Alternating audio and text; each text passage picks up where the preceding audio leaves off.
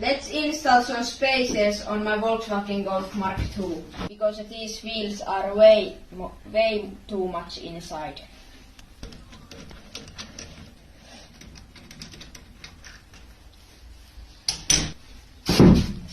Okay, so I had to shorten this bolt because it came from that it was too tall for this. But now they are shortened, so let's see how they fit.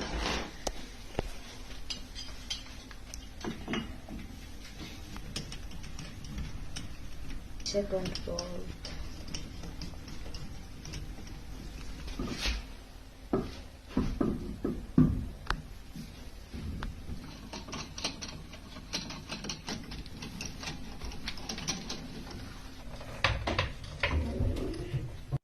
Okay, this looks way better than without the spacers, but there's still like few fingers can fit here.